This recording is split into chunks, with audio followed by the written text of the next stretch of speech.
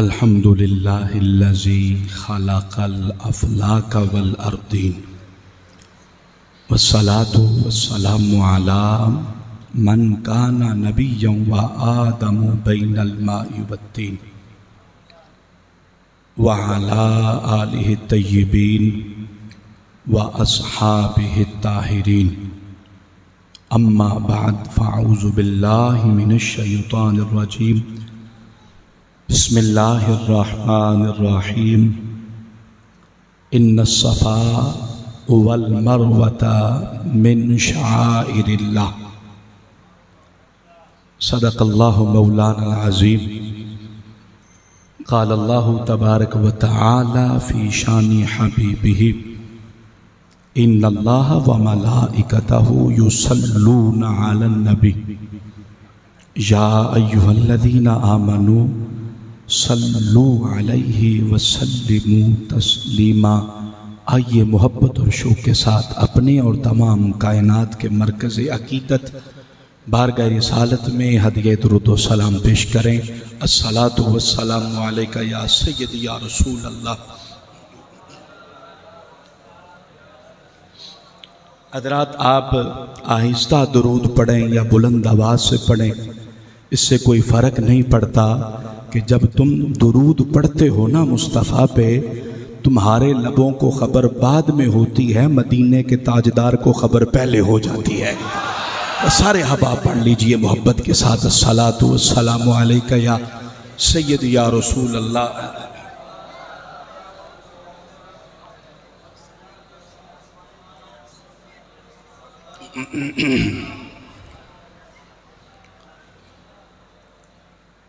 اللہ تبارک و تعالی کی حمد و ثنا اور حضور تاجدار ختم نبوت فخر آدم و بنی آدم محبوب رب العالمین باعث تکوین عالم جان کائنات رحمت کائنات فخر کائنات خوشبو کائنات رنگ کائنات بہار کائنات فخر کائنات مقصود کائنات مطلوب کائنات محبوب کائنات اور خلاصہ کائنات آمینہ کے لال احمد مجتبیٰ جناب سیدنا محمد مصطفیٰ صلی اللہ علیہ وآلہ وبارک وسلم کی بارگاہ مقدسہ منورہ مطہرہ میں ہدیہ درود و سلام عرض کرنے کے بعد میرے نہایت ہی واجب الاحترام حاضرین سامعین، مرکز اہل سنت جامعہ حسنات العلوم میں عظیم الشان روح پرور روحانی محافل یاد اہل بیت اطہار اور صحابہ کرام علیہم الرضوان کے حوالے سے انعقاد پذیر ہے۔ آج روحانی محافل کی تیسری نشست ہے اور مجھ حقیر کے بعد جو خطاب ہے فخر السادات تاجدار حافظہ آباد حضرت قبلہ پیر سید وسیم الحسن شاہ صاحب حافظہ آبادی اطال اللہ عمرہ آپ کا ہے۔ خصوصی خطاب آپ نے ہی فرمانا ہے۔ فقیر آپ کے سامنے کچھ معروضات کرنے کی جسارت کر رہا ہے۔ اسٹیج پہ جلوہ افروز ہیں، نہایت ہی محبت کرنے والی شخصیت، دنیا نقابت کا چمکتا ہوا ستارہ جناب محترم محمد عامر سیالوی صاحب، اللہ ان کے زور نقابت میں مزید ترقی عطا فرمائے۔ جتنے احباب آئے ہیں، رب کی دعا، رب کی بارگاہ میں دعا ہے کہ اللہ ہم سب کا یہاں پہ آنا، مل جل کے بیٹھنا، پاکوں کا ذکر کرنا اپنی عالی دربار میں قبول فرمائے، اور ان محافل کو ہم سب کے لیے توشائے آخرت بنائے۔ تقریر میری شروع ہو چکی ہے بغیر کسی تمہید اور بغیر کسی تاخیر کے۔ رب فرماتا ہے ان الصفا والمروۃ من شعائر اللہ۔ صفا اور مروہ یہ مکہ کے اندر بالکل کعبۃ اللہ شریف کے قریب دو پہاڑیوں کے نام ہیں۔ میرا رب فرماتا ہے کہ یہ دونوں پہاڑیاں صفا بھی اور مروہ بھی یہ اللہ کی نشانیاں ہیں۔ بول کے ذرا محبت سے سبحان اللہ۔ یہ اللہ کی کیا ہیں؟ نشانیاں۔ کائنات کے اندر پہاڑیاں بہت ہیں اور بڑی بڑی بلند و بالا ہیں، بڑی بڑی خوبصورت پہاڑیاں ہیں، لیکن خلاق عالم نے جن پہاڑیوں کا ذکر قرآن میں کیا نا، وہ ایک صفا ہے دوسری مروہ ہے۔ رب تعالی ان پہاڑیوں میں آخر کیا خصوصیت ہے کہ تو نے ان کا ذکر قرآن میں بھی کیا، پھر ان کی نسبت اپنی طرف بھی کی، اور پھر ان کو اپنی نشانیاں بھی بنا دیا۔ نشانی کسے کہتے ہیں؟ جو نشان والے کا پتہ دے، اسے نشانی کہتے ہیں۔ اور یہ ہیں اللہ کی نشانیاں، یعنی انہیں دیکھ کر ہمیں خدا کا پتہ چلے گا۔ لیکن عقل میں سمجھ میں کوئی بات نہیں آتی، مولا مکہ میں پہاڑیاں اور بھی بڑی تھی، لیکن تو نے ان صفا مروہ پہاڑیوں کا ذکر کیوں کیا اور ان کو اپنی نشانیاں کیوں بنایا؟ کیا ان سے سونا نکلتا ہے؟ کسی نے نکلتا ہوا دیکھا ہے یا سنا ہے؟ کوئی چاندی نکلتی ہے؟ کوئی خاص دھات نکلتی ہے؟ نہ سونا نکلے، نہ چاندی نکلے، نہ کوئی خاص دھات نکلے، لیکن رب تعالیٰ ان کا ذکر قرآن میں بھی کرے اور ان کی نسبت اپنی طرف بھی کرے اور ان کو اپنی نشانیاں بھی قرار دے۔ مولا تھوڑا سا پردہ تو اٹھا، آخر وجہ کیا ہے؟ رب فرماتا ہے بات صرف ایک ہے، ایک مرتبہ میرے خلیل کی بیوی، میرے اسماعیل کی ماں، وہ ان پہاڑیوں پہ چڑھی تھی، ان پہاڑیوں پہ چڑھی تھی، ان پہاڑیوں پہ چڑھی تھی، ان پہاڑیوں نے حضرت حاجرہ کے قدموں کو چوما تھا، حضرت حاجرہ کے قدموں کو چوما تھا۔ توجہ ہے آپ لوگوں کی؟ ہاتھوں کو اٹھائیں ذرا جن کی توجہ ہے۔ ان پہاڑیوں نے حضرت حاجرہ کے قدموں کو چوما، حضرت حاجرہ نے ان پہاڑیوں کو نہیں چوما۔ پہاڑیوں نے حضرت حاجرہ کے قدموں کو چوما، حضرت حاجرہ نے ان پہاڑیوں کو نہیں چوما۔ جو پہاڑیاں حضرت حاجرہ کے قدموں کو چومے وہ اللہ کی نشانی بنے۔ وہ حسین اللہ کی کتنی بڑی نشانی ہوتا، اور جس کو خود مصطفیٰ چومتے رہے ہیں۔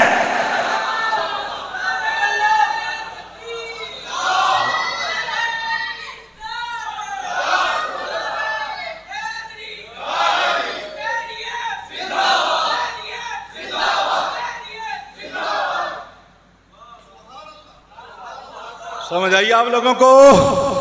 بولو یار سبحان اللہ۔ آپ کی محبت دیکھ کر یہاں پہ دوسرا نقطہ بھی میں آپ کے سامنے عرض کر دیتا ہوں، پیچھے والے بھی ذرا بولیں سبحان اللہ۔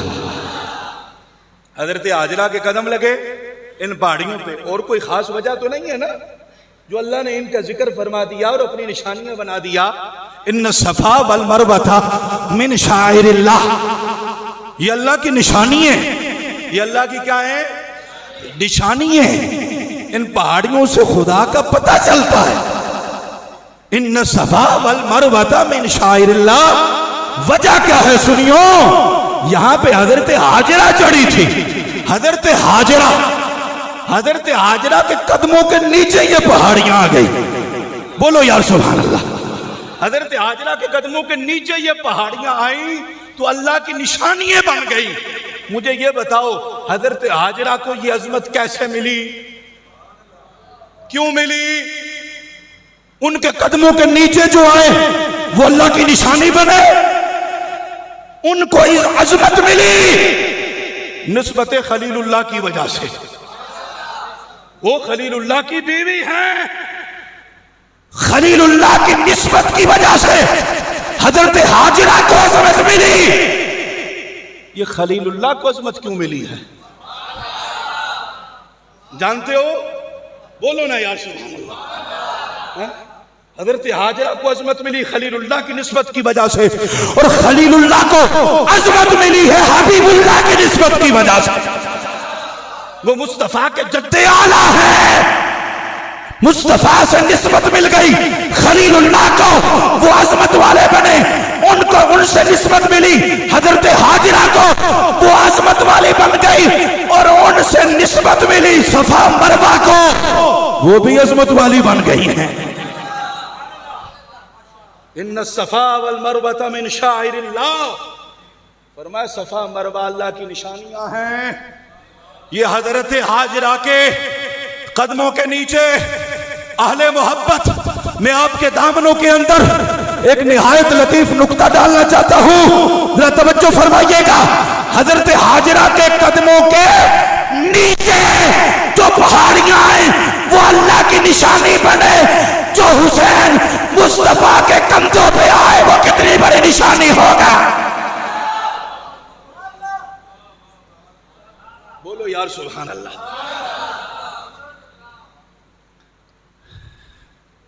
یہ حسین ہیں جن کو مصطفیٰ چوما بھی کرتے تھے اور سونگا بھی کرتے تھے. آپ نے بچوں کو دیکھا ہوگا کہ ان کے ماں باپ ان کے بڑے چومتے ہیں, لیکن یہ کبھی نہیں دیکھا ہوگا کہ اپنے بچوں کو سونگتے بھی ہیں. سونگا کسے جاتا ہے؟ بچوں کو نہیں, پھولوں کو. پھولوں کو جاتا ہے. مصطفیٰ نے اپنے بچوں کو, اپنے نواسوں کو چوما بھی ہے, سونگا بھی ہے. چوم کے بتایا میری اولاد ہے, اور سونگ کر بتایا یہ جنتی پھول ہے. یہ جنتی پھول ہیں, ان سے مجھے جنت کی خوشبو آتی ہے, جنت کی. اور صرف جنتی پھول نہیں ہیں, فرمایا حسن و حسین تو جنتی جوانوں کے سردار بھی ہیں. مصطفیٰ نے تو ان کو جنت کا سردار بھی بنا دیا ہے. اب کئی لوگ ایسے بدبخت کمینے قسم کے ہیں, وہ کہتے ہیں ہمیں تو یزید کے اندر کوئی قصور نظر نہیں آتا. 1400 سال کے بعد بھی ان حرامیوں کو یزید کے اندر کوئی قصور نظر, کہتا یزید تو بے قصور تھا, یزید تو بے قصور تھا. واللہ جن کو یزید کے اندر قصور نظر نہیں نہ آتا, ان کی تحقیق کر کے دیکھ لو, تمہیں ان کی ماؤں کے اندر قصور لازمی نظر آئے گا. حلالی ہو اور یزید کا دفاع کر لیں, ایسا نہیں ہو سکتا. جو حلالی ہوگا وہ تو حسین کا دفاع کرتا ہوا نظر آئے گا. وہ لوگ ہیں جو یزید کا دفاع کرتے ہیں. یزید بے قصور تھا, یزید کا کوئی قصور نہیں ہے.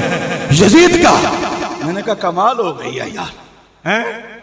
جنت بھی مانگتے ہو اور جنت کے مالکوں کے دشمنوں سے وفاداری بھی کرتے ہو. جنت تو حسین کی ہے, جنت تو حسن کی ہے, جنت تو علی کی ہے, جنت تو نبی کی ہے.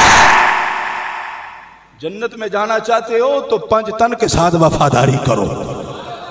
میرے آقا نے امام حسن کو بلایا, حسین کو بلایا, دونوں کی طرف اشارہ کر کے میرے آقا فرمانے لگے من احبانی واحب ہذین واباہما وامہما کان معی فی درجۃ یوم القیامہ. فرمایا جس بندے نے مجھ سے محبت کی میرے بیٹے حسن سے، میرے بیٹے حسین کے ساتھ، اور ان کے بابا علی کے ساتھ، اور ان کی ماں سیدہ زہرا سے عقیدت رکھے، 5 تن پاک کے ساتھ جس نے محبت کی، 5 تن پاک کی غلامی کا پٹا جس نے گلے میں ڈالا، فرمایا قیامت والے دہاڑے جب سارے جنتی جنت میں جائیں گے، جنت کے مختلف درجات ہیں، بڑے بڑے محلات ہیں، فرمایا جو نمازی ہوگا اس کو صرف جنت ملے گی، جو حاجی ہوا اسے صرف جنت ملے گی، جو زکوٰۃ دینے والا ہوا اسے صرف جنت ملے گی، جو رمضان کے روزے رکھنے والا ہوا اسے صرف جنت ملے گی۔ فرمایا جو حسن و حسین کا غلام ہوگا، 5 تن پاک کا غلام ہوگا، اسے جنت بھی ملے گی اور مالک جنت مصطفیٰ بھی مل جائیں گے۔ ان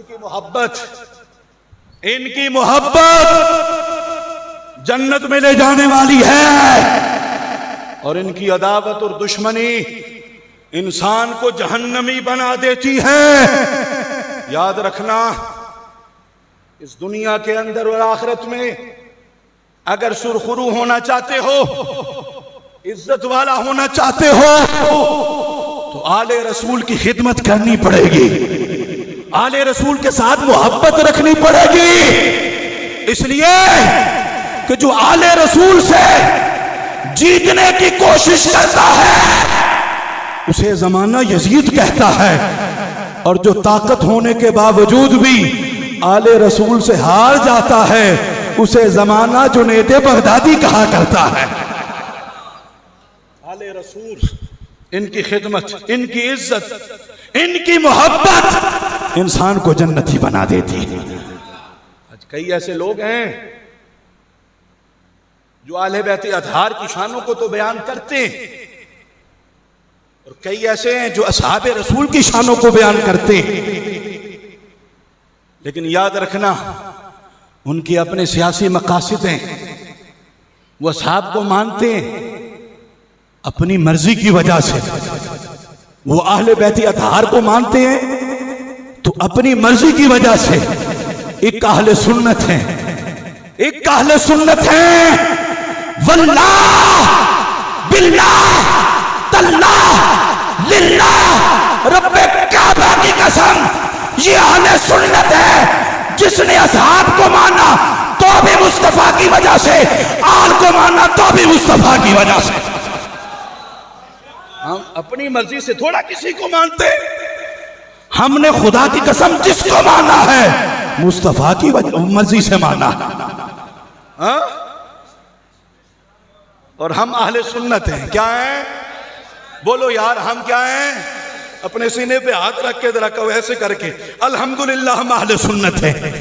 ہاں، سینہ چوڑا کر کے ذرا، سیر ذرا تاں کر کے ذرا فخر نہ بولو یار، ہم اہل سنت ہیں، وہ ہم اہل سنت ہیں۔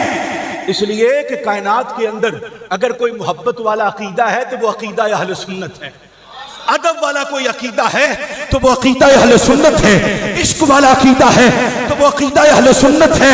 اب غیرت والا، غیرت مند سنی بولے گا، غیرت والا عقیدہ اگر کائنات میں کوئی ہے تو وہ عقیدہ اہل سنت ہے۔ اس لیے کہ جب معاملہ آیا والدین مصطفیٰ کا، میدان میں سنی اترا ہے۔ اگر نموذج صحابہ پہ پہرا دینے کی بات آئی ہے تو میدان میں سنی ہی نظر آئے گا۔ ازواج رسول کی بات ہو، بنات رسول کی بات ہو، اولاد رسول کی بات ہو، حسنین کریمین کی بات ہو، یا حضور کی ختم نبوت کی بات ہو، میدان میں جو اتر کے سینے پہ گولیاں کھانے والا ہے یہ سنی ماں کا سنی بچہ ہی ہوگا۔ سنی غیرت مند ہوتا ہے، کیا ہوتا ہے؟ بولو یار، کیا ہوتا ہے؟ کیا ہوتا ہے؟ بولو ذرا، کیا ہوتا ہے؟ غیرت مند ہوتا ہے۔ کئی لوگ ایسے جن لوگوں نے اہل بیت اطہار کا خیمہ ادھر لگا لیا، صحابہ کا ادھر لگا لیا، اور فرضی تیر ایک دوسرے کی طرف پھینکنے لگ پڑے، ادھر سے تیر ادھر، ادھر سے ادھر۔ میں نے کہا بکواس کرتے ہو، صحابہ نے جس انداز میں اہل بیت اطہار سے محبت کی ہے، کائنات میں ایسے کوئی محبت کر سکتا ہی نہیں ہے۔ حضرت عبداللہ بن مسعود صحابی رسول ہیں، ان کا لقب ہے صاحب نالین۔ کیا لقب ہے؟ صاحب نالین۔ جب حضور نالین شریفین اپنے اتارا کرتے تھے نا، تو حضرت عبداللہ بن مسعود ان نالین کو اٹھا کے اپنے سینے کے ساتھ ایسے لگا لیا کرتے تھے۔ یہ دیکھیں نا، کوئی محفل کے اندر پیر صاحب آتے ہیں، سید صاحب آتے ہیں، کوئی مفتی صاحب، کوئی عالم، کوئی خطیب آتا ہے، تو ان کے ہمراہ ان کے خادم ہوتے ہیں، مرید ہوتے ہیں، شاگرد ہوتے ہیں، محبت والے ہوتے ہیں، تو وہ ان کے جوتے اٹھا لیتے ہیں نا، کسی محفوظ جگہ پہ رکھ لیتے ہیں۔ سرکار جب اپنے نالین اتارا کرتے تھے نا، تو حضرت عبداللہ بن مسعود ان نالین کو اٹھا کے کسی جگہ پہ نہیں رکھتے تھے، بلکہ اپنے سینے کے ساتھ لگا لیا کرتے تھے۔ یہ عبداللہ بن مسعود کون ہیں؟ جو ہمارے امام اعظم ابو حنیفہ کے بھی امام ہیں۔ فقہ حنفی ابن مسعود کا فیض ہے، اور ابن مسعود کو فیض ملا نالین مصطفیٰ سے۔ میں نے کہا صحابہ وہ ہیں جو حضور کے نالین کا اتنا ادب کرے، جو حضور کے نالین کا اتنا ادب کرتا ہوگا وہ حضور کے حسنین کا کتنا ادب کرتا ہوگا۔ توجہ فرما رہے ہو؟ آواز کھول لیں یار ذرا، گلا میرا پہلے ہی بیٹھا ہوا ہے۔ محبت سے بولو یار سبحان اللہ، اور بلند آواز سے بولو سبحان اللہ۔ یہ صحابی ہے، صحابی حضور کے نالین سے اتنی محبت اپنے سینے پہ لگاتا ہے۔ میں نے کہا یہ نالین ہے حضور کے، یہ نالین ہے حضور کے، حضور کے نالین ہیں۔ اور پتہ کس سے بنے ہیں؟ جانور کے چمڑے سے، جانور کے چمڑے سے بن کے جو نالین مصطفیٰ کے قدموں کے نیچے آئے، اور صحابہ ان کا اتنا حیا کرے، تو وہ حسن و حسین جو مصطفیٰ کے خون سے بن کے مصطفیٰ کے کندھوں پہ آ جائے، صحابہ ان کا کتنا حیا کرتے ہوں گے۔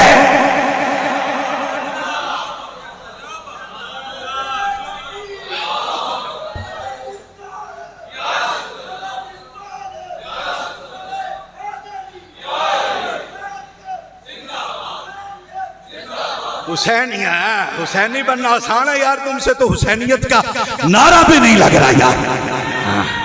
ہاتھوں کو اٹھا کے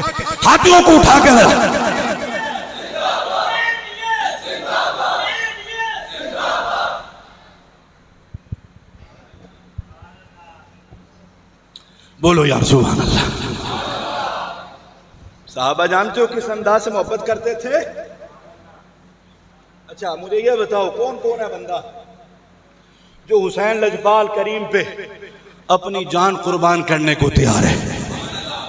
ماشاءاللہ، عام و خاص، علماء بھی، بزرگ بھی، بچے بھی، جوان بھی، سارے حسین پاک پہ اپنی جان قربان کرنے کو تیار ہے۔ بتاؤ سنیو ذرا ایمان سے، تم نے کیوں جان قربان کرنی ہے حسین پہ؟ بولو یار، تم نے ان کی شانوں کو سنا نا؟ حسین نبی کے کندھوں پہ آتے تھے، حسین نبی کے سینے پہ چڑھتے تھے، حسین نبی کے پشت پہ آتے تھے، حسین مصطفیٰ کی گود میں آتے تھے۔ تم نے سنا اور ہم نے پڑھا، علماء نے پڑھا، تم نے سنا، تم بھی جان دینے کو تیار ہیں، ہم پڑھ کے ہم بھی جان دینے کو تیار ہیں۔ تم نے دیکھا تو نہیں؟ دیکھا تو نہیں، ہم نے بھی نہیں دیکھا، ہم نے پڑھا، تم نے سنا۔ دن دیکھے جو حسین پہ جان دینے کو تیار ہے، تو جس ابو بکر عمر عثمان نے اپنی آنکھوں سے دیکھا ہوگا کہ حسین مصطفیٰ کے کندھوں پہ ہے، مصطفیٰ کے پشت پہ ہے، آقا کے سینے پہ ہے، آقا کی گود میں ہے، مصطفیٰ کی زبان حسین کے منہ میں، حسین کی زبان مصطفیٰ کے منہ میں، وہ صحابہ حسن حسین سے کتنی محبت کرتے ہوں گے۔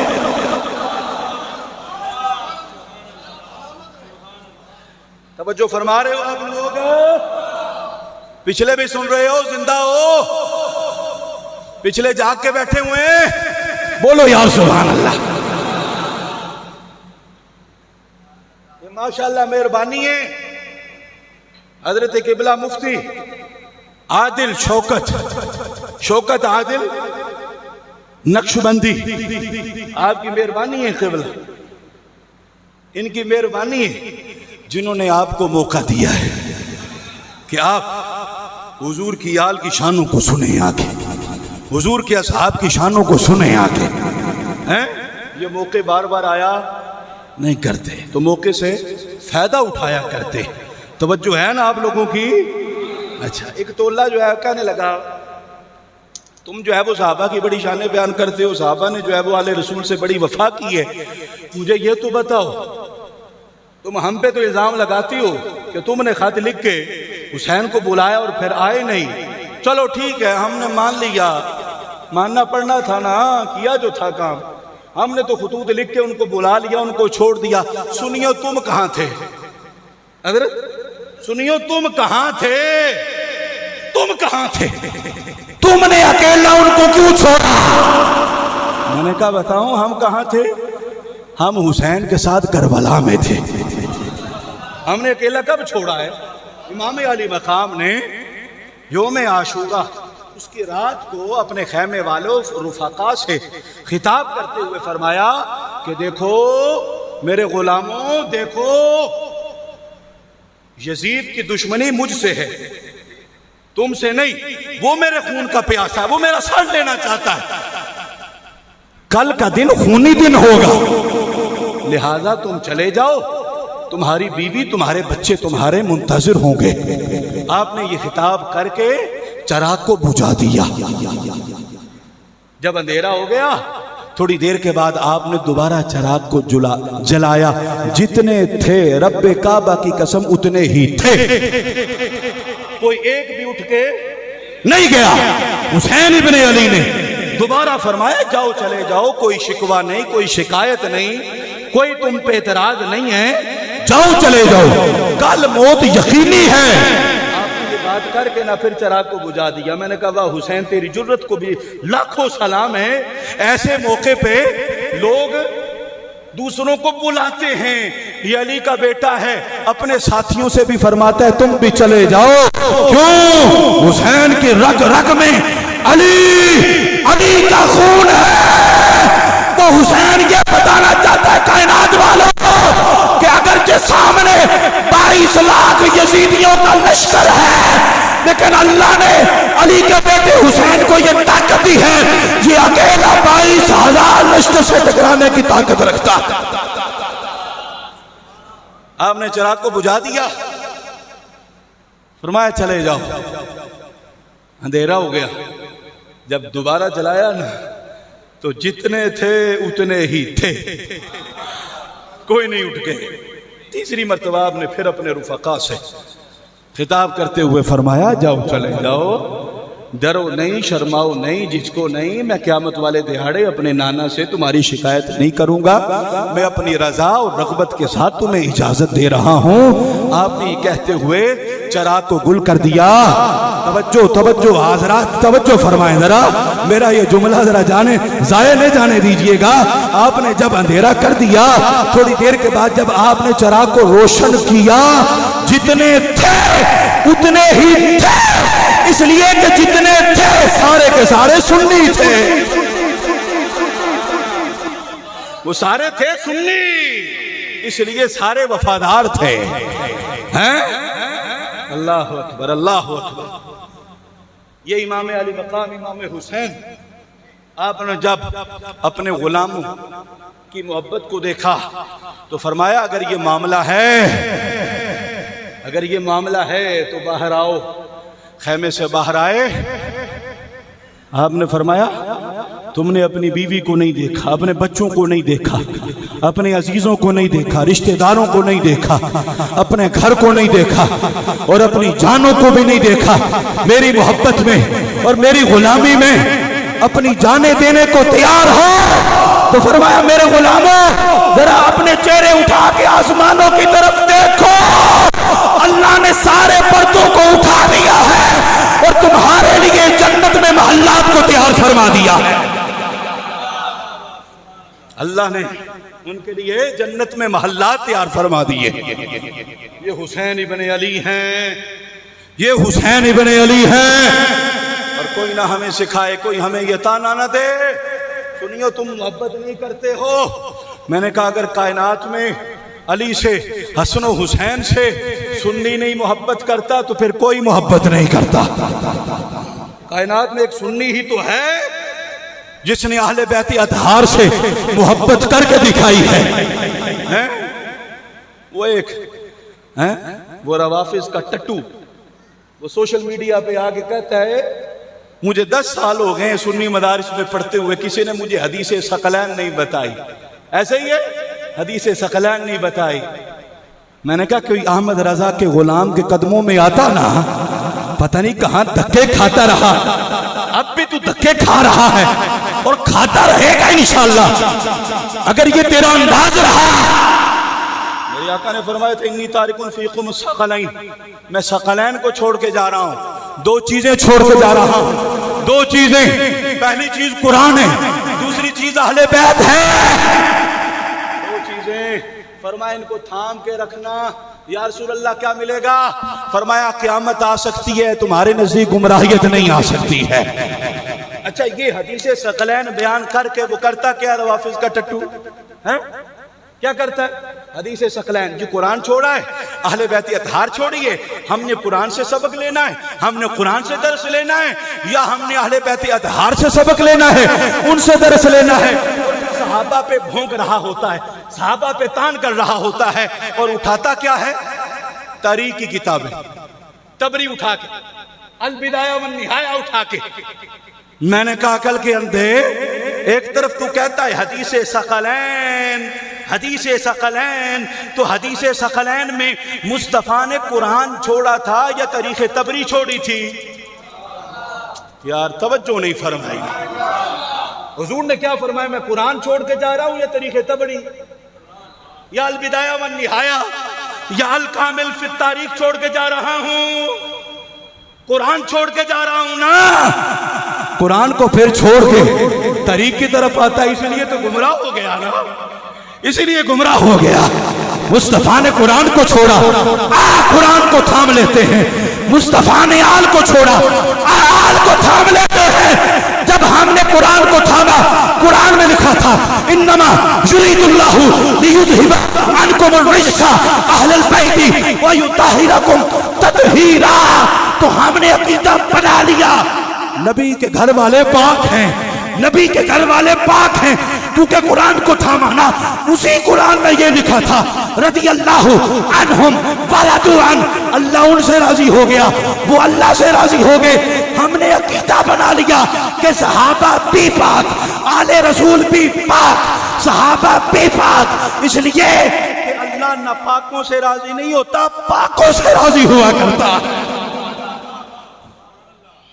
قرآن کس نے تھاما ہے؟